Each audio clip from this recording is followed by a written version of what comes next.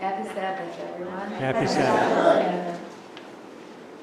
The reading is in the hymnal, and it's a response reading. Number 698. Okay, I'm going to share. It's from the Psalm 84.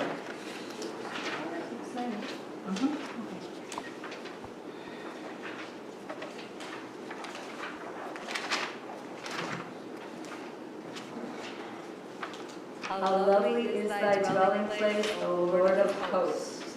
My soul longs, yea, faints, for the courts of the Lord. My heart and flesh sing for joy to the living God.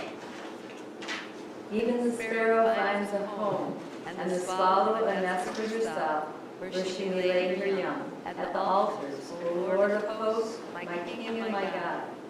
Blessed are those who dwell in thy house, ever singing thy praise. For a day day in thy courts is better than 1,000 elsewhere. I would rather be a doorkeeper in the house of my God than dwell in the tents of wickedness. Amen. For the Lord God is a sun and a shield. He bestows favor and honor. No good thing does the Lord withhold from those who walk uprightly. O Lord of hosts, blessed is the man who trusts in you. Amen. Amen.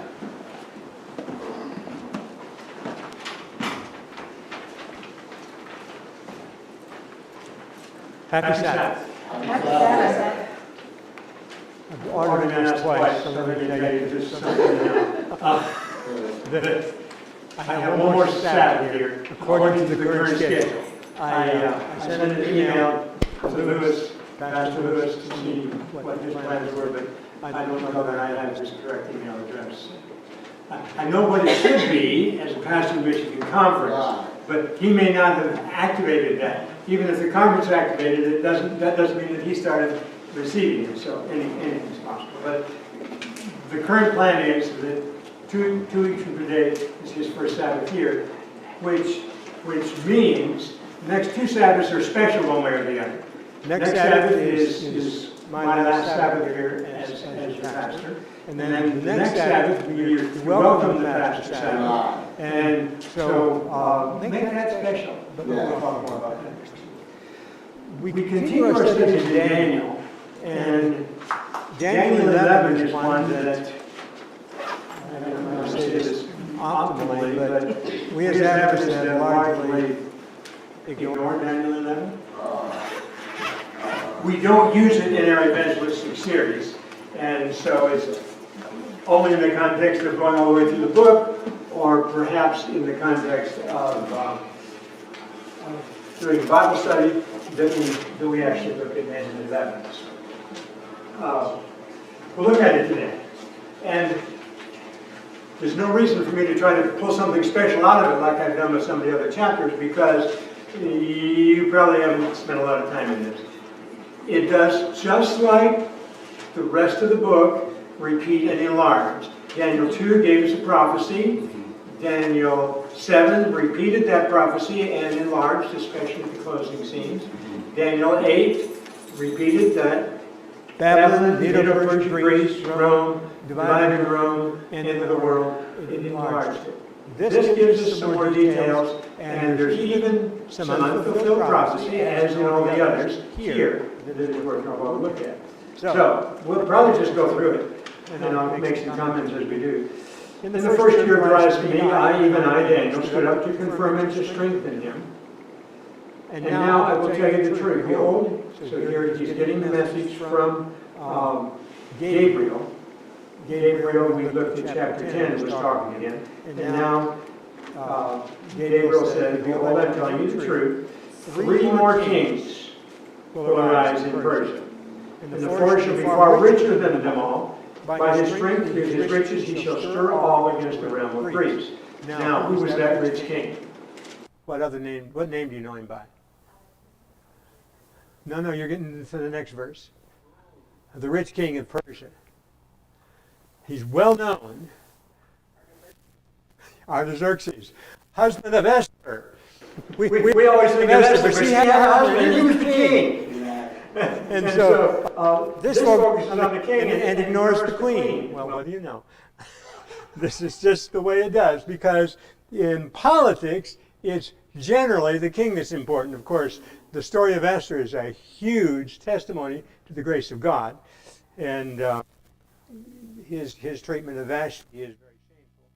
But in God's providence, Esther got to a position where she could make a difference. All right. Greece would not have been any trouble for Persia if they'd ignored her.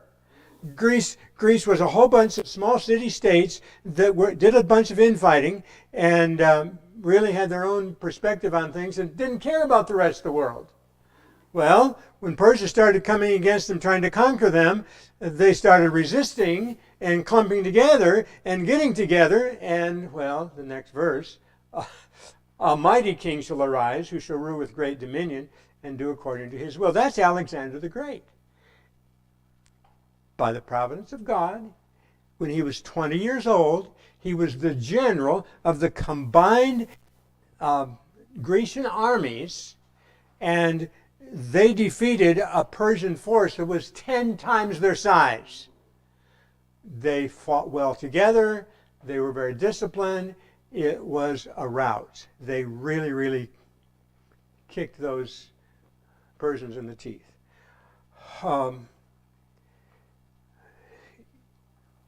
It was just a few years, a dozen years, that Alexander the Great had conquered the then known world.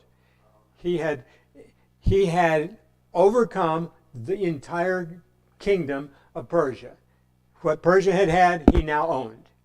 But, you may remember the story, he died in a drunken carelessness with drink, and other illnesses came on. He really had lost purpose. Once he had conquered the world, he didn't have a purpose. That's a lesson for us. We always need to make sure we have purpose. Scary how many men, doesn't apply so much to women, but men, when they retire, they lose purpose and they only draw 18 of their monthly retirement checks. Now that's a year and a half. It takes them a year and a half to die when they don't have any purpose. That's messy. We need to know that it's not my job that's my purpose in life. It's my witness that's my purpose in life. So Alexander was followed not by his kids. Within 20 years, all of his biological family was dead. His wife, his child, his nephews, everybody was gone. So when he is arisen, his kingdom shall be broken up and divided toward the four winds of heaven, not among his posterity, as God had predicted. His family doesn't get it. Nor according to his dominion with which he ruled, for his kingdom shall be uprooted even for others besides these. So we have 4 generals, 20-some years after he had died, that got together and said, hey, let's just divide this kingdom up. There's no reason for us all 4 to be fighting, each wanting to be the big. Let's each take our own corner and be satisfied. And they agreed. Cassander took the west, Lysimachus took the north, Seleucus took the east, and Ptolemy took the south. 4 generals went 4 different directions. And interestingly, in a very short time, Lysimachus, who had the north, was absorbed by Seleucus, who had the east. And then it wasn't so very much longer after that Cassander in the west, his kingdom got absorbed by Seleucus. So Seleucus had all of that northern territory, east and west as well as north, and Ptolemy still had Egypt and points south of the Holy Land. And when you think of why are these north, south, east, and west, think in relationship to Palestine. If you think of it in relationship to Palestine, it all makes sense. The east, the west, the north, and the south.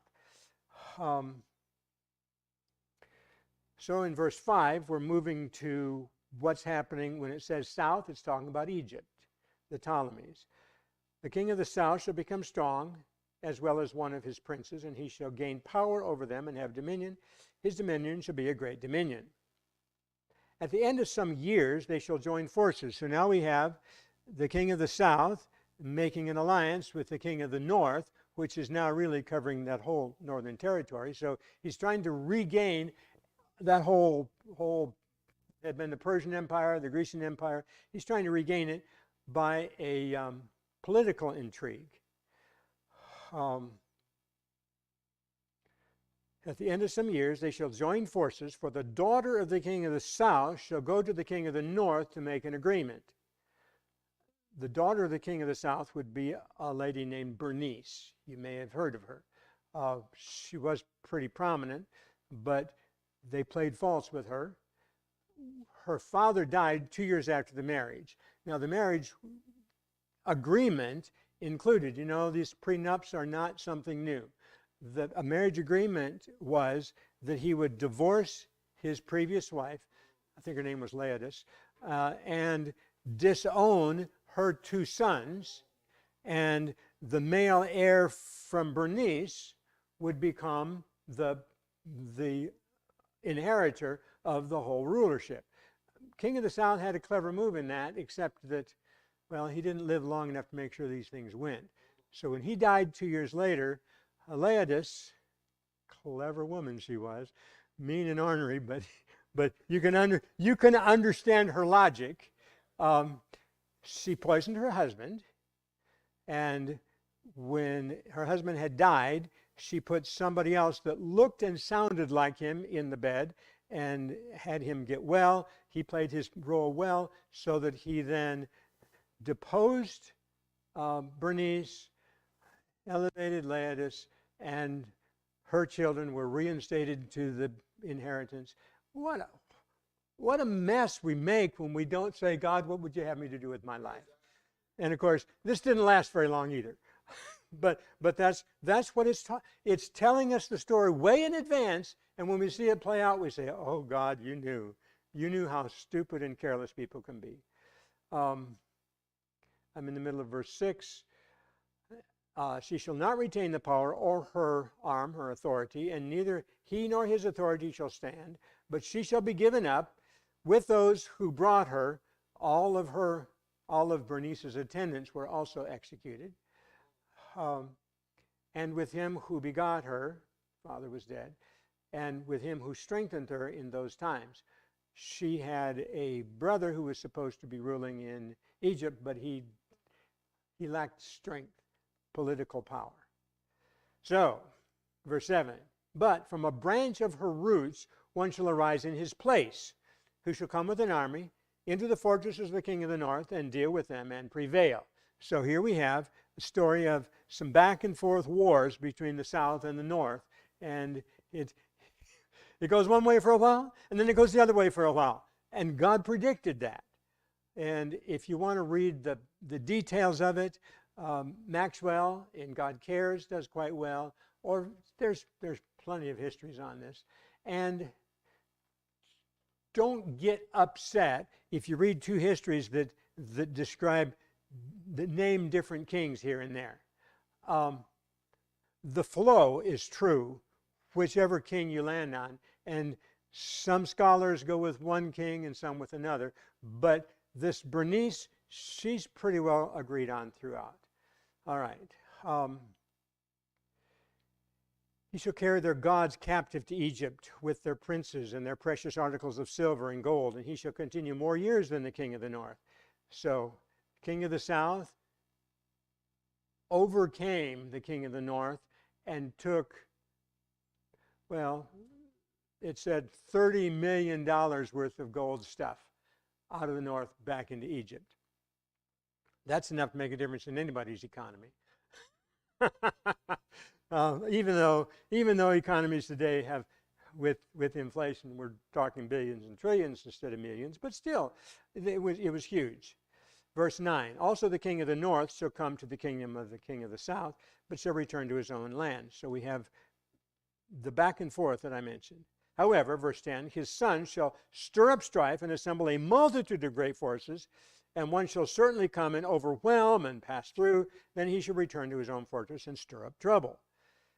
Verse 11, the king of the south shall be moved with rage and go out and fight with him, with the king of the north, and who shall muster a great multitude, but the multitude shall be given into the hand of his enemy. don't think because one army is 10 times as big as the other army that the big guy is going to win. God takes a hand in this. We have some special insight from the Civil War when Ellen White was the prophet of God and was able to say what she saw God's hand do. And particularly the Battle of Bull Run or First Manassas, whether you're from the south or the north, it's both names for the same battle. That Battle of Bull Run, that first Bull Run battle, it looked like the North was winning. But then Ellen White saw a cloud sweep over the army, and things changed. God was not going to bless the North in this fighting with the South until the issue of slavery was addressed. You look at the history there, and until the North said, we are fighting so that all men can be free, the North really didn't start winning. So, and Ellen White was given that insight. So here we see in these Bible stories of prophecy of what's going to be happening, we see it matters who you're serving and how God can bless you. All right. Verse 13, the king of the north will return and muster a multitude greater than the former, and shall certainly come at the end of some years with a great army and much equipment. So the battle keeps going back and forth. The north and the south were fighting, and that becomes almost symbolic of fighting that went on later. Okay, 14. Getting into some exciting times, and I want to make sure I have my notes with me. In those times, many shall rise up against the king of the south.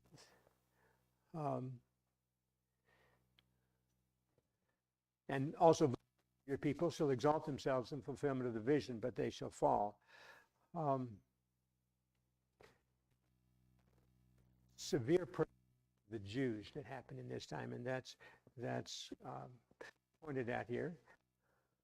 The king of the north shall come and build a siege mound. We'll be talking about Jerusalem. Notwithstand him, even his choice troops shall have no strength to resist. But he who comes against him shall do according to his own will, and no one shall stand against him. He shall be in the glorious land with destruction in his power. Now, reference to the glorious land is going to be a reference to Jerusalem, Palestine, the people of God. Now, when we get to the end of the chapter, it moves to more spiritual people of God, but we're still in the literal part. Verse 17. He shall also set his face to enter with the strength of his whole kingdom, and upright ones, that's righteous, with him. This shall he do. He shall give him the daughter of women to destroy it, but she shall not stand with him or before him. Now we're coming to the point where the king of the north is attacking the king of the south. South does not have enough strength to resist the north, so it appeals to Rome for help. And this daughter of women, the name Cleopatra, should be something you can remember. I believe this is a reference to her.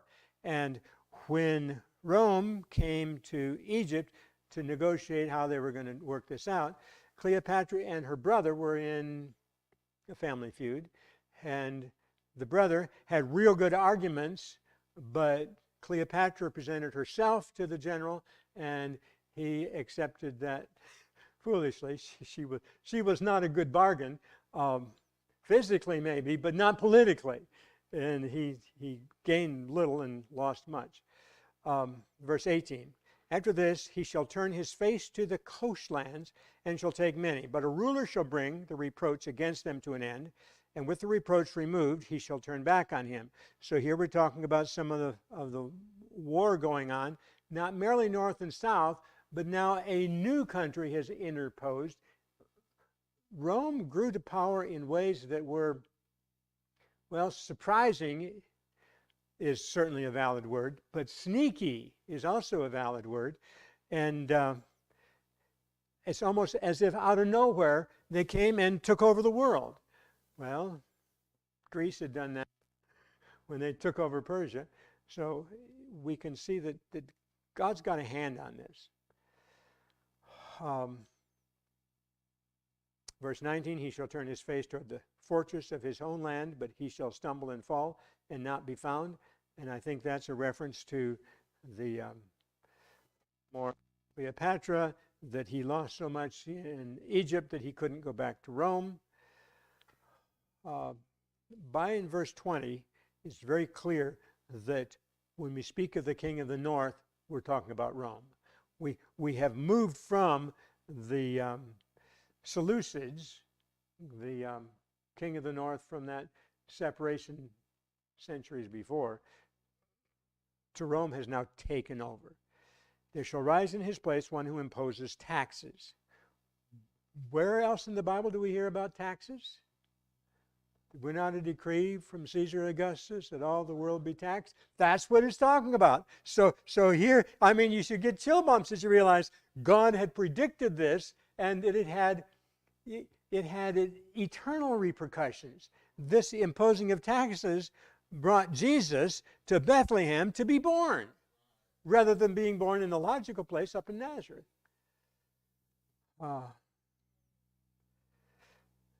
But within a few days he shall be destroyed, but not in anger or in battle. And so that would be Caesar Augustus reigned for quite a while, and he died a natural death. Not very many Caesars died a natural death. It's dangerous to be sticking your head up so far. Yeah. In his place shall arise a vile person. This would be Tiberius Caesar. And when you start studying about Tiberius Caesar, you just are horrified that anyone could be so mean and ornery. But power corrupts. Absolute power corrupts absolutely. You've heard this before. A man who is an emperor can be a despot. And he was. Not only in his family relations, but in his wider circle. It's just absolutely amazing that the kingdom didn't completely crumble under him. A vile person whom they will not give the honor of royalty, but he shall come in peaceably and seize the kingdom by intrigue. And he indeed, he was not biologically in line, but he was the son of the wife of Augustus Caesar, who she managed to get him advanced, and Augustus accepted him as a son. And then when Augustus died, he just kind of eased into the position and he was accepted. Verse 22, with the force of a flood they shall be swept away from before him and be broken, and also the prince of the covenant. Who's the prince of the covenant? We're looking at Jesus. Yes. I'm reading Daniel chapter 11, and I'm in. Oh yeah. It's in. I'm using the New King James Version, but it's almost exactly the same as the King James Version. But yes, that's. But like I said, we don't preach this chapter very often. But the history is just so plain when you start actually looking into it. It's just that we've been careless with our history lessons, and it's really scary when, in order to learn ancient history, you have to come to church. But you won't get it in elementary school or high school. Only if you take a major in history will you get it in college. This ancient history stuff is not taught. But yeah, it's here. It's right here, Daniel chapter 11. After the league is made with him, he shall act deceitfully, for he shall come up and become strong with a small number of people. Now we recognize it's surprising how small Rome is to recognize its influence it had. But they played some effective, sometimes diabolical games. It even mentions the bribery, and soon enough, flatteries is the word it uses. But they would take people from one area and put them in charge of another area, give them power, prestige, money, and took control of the world. Verse 24, he shall enter peaceably even into the richest places of the province, and he shall do what his fathers have not done. Now here we're moving from Rome to papal Rome. He shall do what his fathers have not done, nor his forefathers. He shall disperse among them the plunder, the spoil, the riches. He shall devise his plans against the strongholds, but only for a time. Did you ever notice that the cathedrals that have been built throughout the world look very much like a fortress? It seems like that's fulfilling this prophecy. Verse 25, he shall stir up the power and his courage against the king of the south. And now we begin to wonder, who's this king of the south? I believe that quite possibly here is where Islam gets introduced into the story, because it's about this time in history that the Islam forces began to have a major influence. While Islam claims to be godly, they deny the power of God. And in Egypt, classical South Egypt, Pharaoh declared, who is God that I should worship him? We should recognize something in that. The attitude of the South is atheism. I have no respect for God. And you'll find that that follows through with Islam's attitude toward Christians. They would kidnap young Christian boys, raise them as warriors to go back and kill Christians. Messy, messy stuff through that time. But now the king of the south, by the time you move to our day, we're moving to things like communism, socialism, the anti-God movement that we have happening even in this country. So we'll see how that's going to play out as we get down to the rest of the chapter. He shall stir up his power, I'm in verse 25, and his courage against the king of the south with a great army. The king of the south shall be stirred up to battle with a very great and mighty army, but he shall not stand, for they shall devise plans against him. Yes, those who eat of the portion of his delicacy shall destroy him. I think we're talking about some of the poisonings that went on against the emperors. His army shall be swept away, and many shall fall down slain.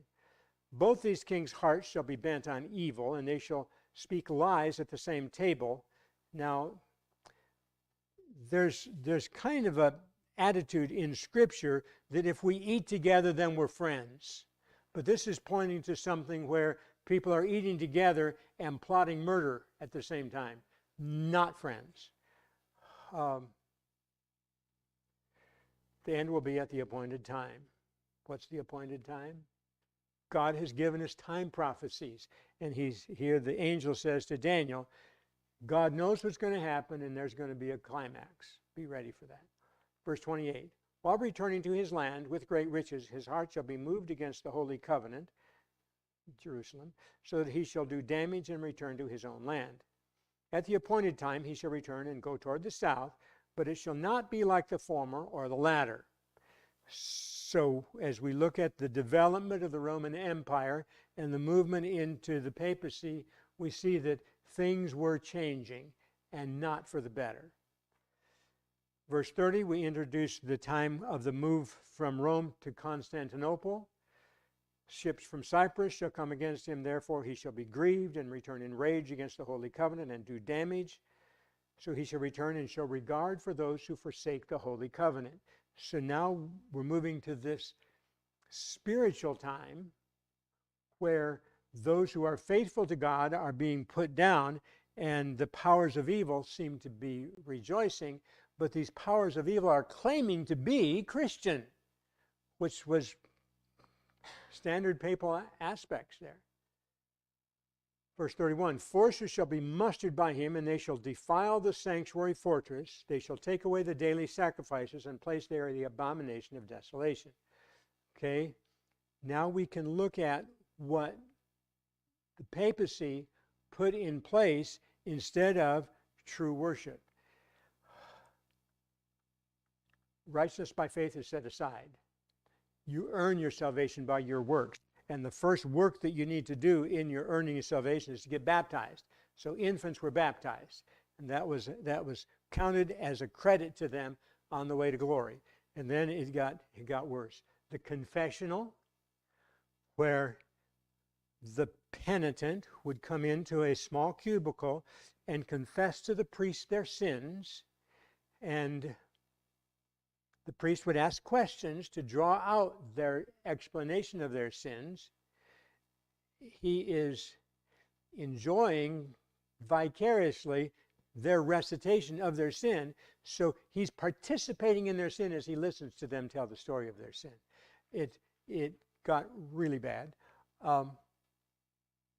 If he doesn't think that you have described your sin well enough, he asks the questions and draws out the details that really some things should not be said. It goes on to say, it's down here just a little ways, the desire of women. The papacy had a celibacy teaching that nuns and priests were to be celibate, except that that was violated, shockingly violated, in the treatment of the nuns and the attitude of the priests. A lot of men would not allow their wives to go to the confession because they didn't want the priest's children to be raised by themselves. They knew that this loyalty and appropriateness was not going on. And I just find it curious that today the accusations against the priests for their sins have to do with their homosexuality. The heterosexual sins have not slackened in the least, but the homosexual aspects of their sins had made front page news. A little bit surprising, but really not so when you read this. Verse 32, those who do wickedly against the covenant shall corrupt with bribes, with flattery, but the people who know their God shall be strong. Okay, there's some encouragement for those who are faithful to the Lord and carry out great exploits. I believe this is pointing to the Reformation time. People who are faithful to study the Word, believe the Word, live by the Word, and let God be glorified in their lives, and they did some great exploits. Now, it did not always work well for them because the persecution rose up in humongous waves. The Waldenses, Albigenses, the Lollards, various groups throughout time were massacred. The Huguenots in France, one king rejoiced that he had reduced 1 million Huguenots so that there are only 1,000 left in his borders. Now some of them had escaped, but many of them had been killed during that time.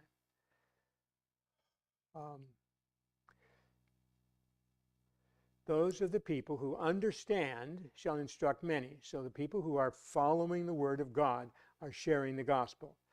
Yet for many days they shall fall by the sword and flame by captivity and plundering.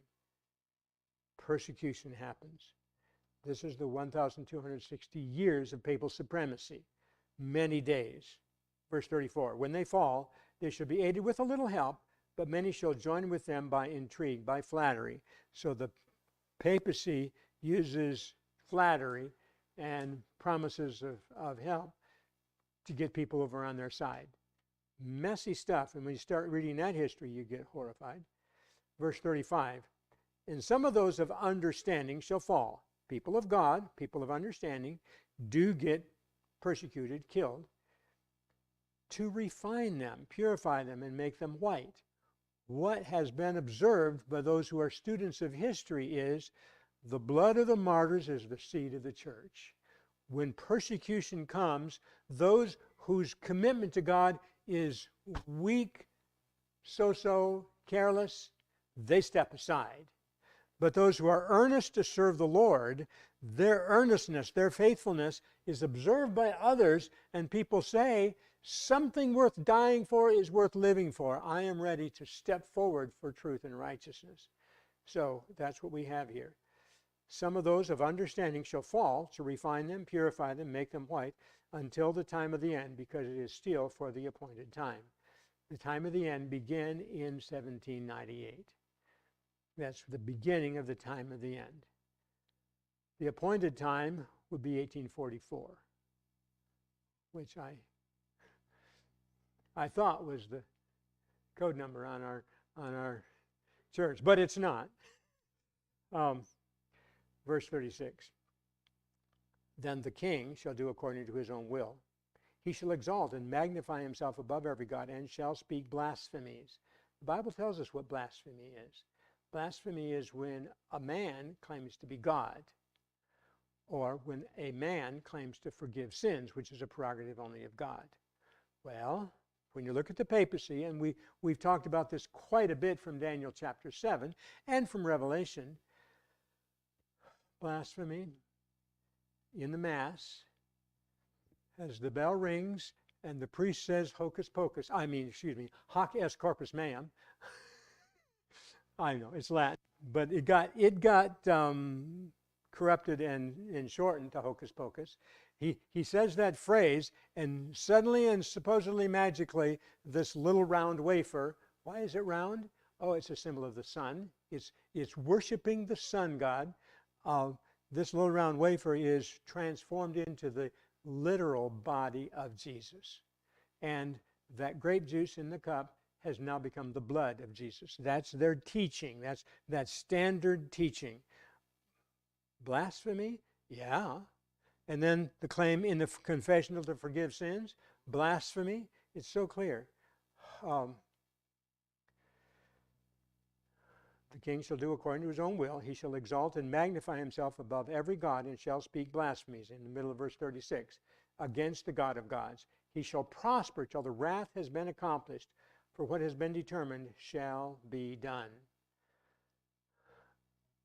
Someone just wrote me an email yesterday. Why is the Lord tarrying? Why haven't we resolved the sin problem and gone home ere this?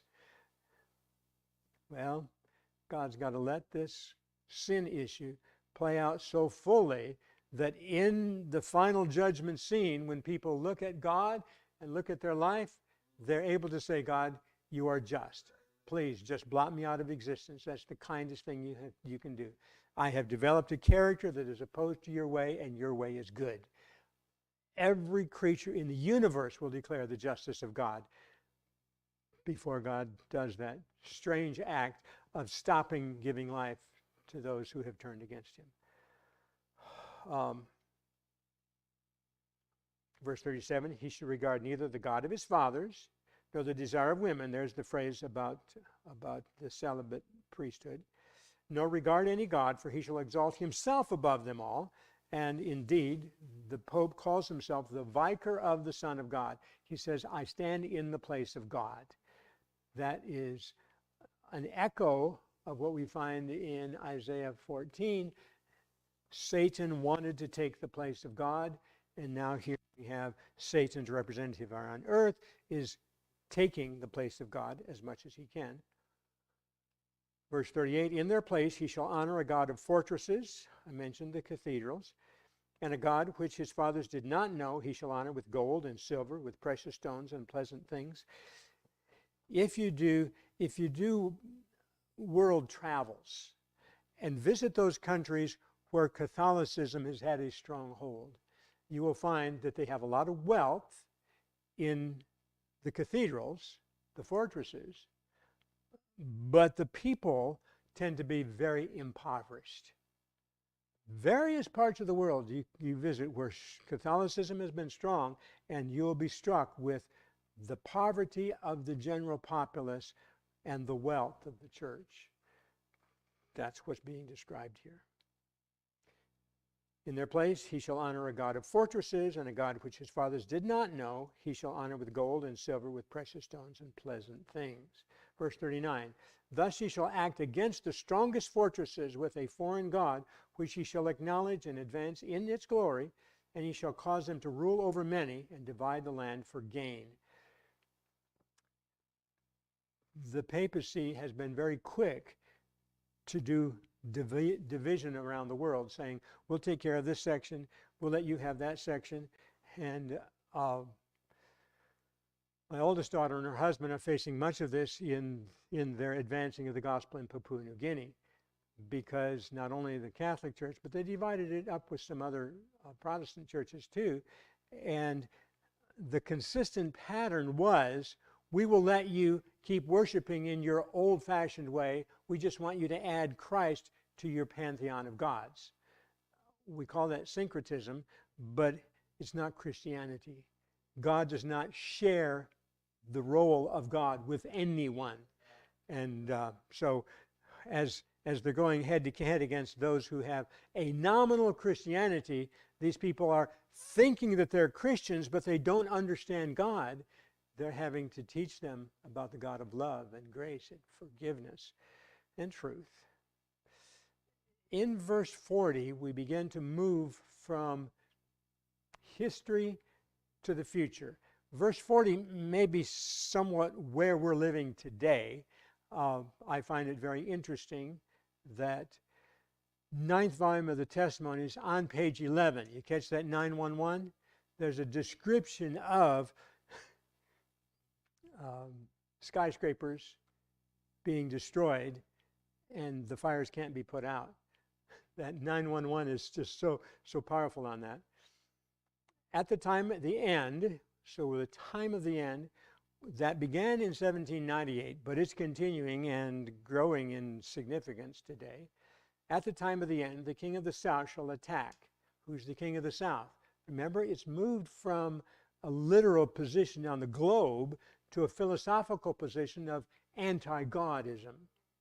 And this anti-God attitude has infected all the countries of the world, but it's very evident in China, in the former Soviet Union, but even in the United States. This movement of LGBTQ, etc., has set aside God and said, we're going to do what we choose to do. That's all what's being talked about here in verse 40. Come against him like a whirlwind with chariots, horsemen, many ships, and he shall enter the countries, overwhelm them, and pass through. As we are seeing, I didn't mention evolution, these anti-God forces are seeming to sweep the world at this time. Don't despair. That's verse 40. The anti-God forces, it says, they're going to seem to pass over. Verse 41, he shall also enter the glorious land. Now, that's a reference at least to spiritual truth, God. Glorious land is Palestine, Jerusalem, but here we're moving into more of the philosophical. I believe it's talking about Seventh Adventist Church and our preaching of truth and righteousness. Many countries shall be overthrown, but these shall escape from his hand, Edom, Moab, the prominent people of Ammon. God still has faithful people in paganism. As the cry from Revelation 14 and 18 goes forth, come out of Babylon, they will respond. They will come to Jesus.